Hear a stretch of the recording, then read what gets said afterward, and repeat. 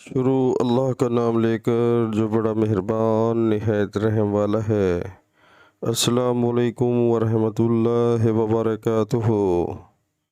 और नमाज पढ़ा करो और ज़कात दिया करो और खुदा के आगे झुकने वालों के साथ झुका करो। सुभान अल्लाह। प्यारे मुसलमानों, अल्लाह ताला हमें कुरान पाक तर्जुमे के साथ सुनकर उस पर अमल करने की तौफीक अता फरमाए। प्यारे मुसलमानों, कुरान पाक में अल्लाह ताला का हुक्म है कि नमाज तुम पर फ़र्ज़ कर दी गई है तो नमाज पढ़ा करो। तो बहुत अफसोस के साथ कहना पड़ता है कि आज हम मुसलमान सिर्फ़ कलमा पढ़कर उसके बाद नमाज को भूल चुके हैं और नमाज बिल्कुल नहीं पढ़ते, और पढ़ते भी हैं तो घरों में पढ़ते हैं और नहीं भी पढ़ते।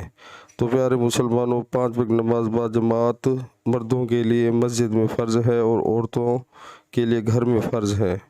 तो प्यारे मुसलमानों, अल्लाह के तमाम हुक्म माने, इसी में हमारी भलाई है।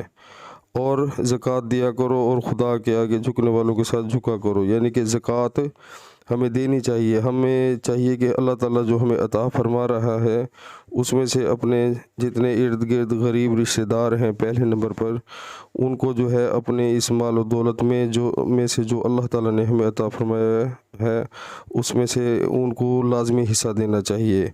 और जो अल्लाह ताला के आगे झुकने वाले लोग हैं उनके साथ झुक जाना चाहिए। तो प्यारे मुसलमानों, आज अल्लाह ताला ने हमें सेहत दी है, ज़िंदगी दी है, तो यही मौका है हम सजदे कर लें। तो जैसे ही हम बुज़ुर्गी की हालत में जाएंगे तो फिर उस इबादत का वो मज़ा नहीं है जो जवानी के अंदर है। तो प्यारे मुसलमानों, आखिरत के बारे में सोचें और अल्लाह के जितने हुक्म हैं उन पर अमल करने की कोशिश करें, बल्कि जो फ़र्ज़ हैं इंशाअल्लाह अमल करें और आखिरत के बारे में सोचें तो बहुत फ़ायदा होगा। अस्सलामु अलैकुम वरहमतुल्लाहि वबरकातुहू।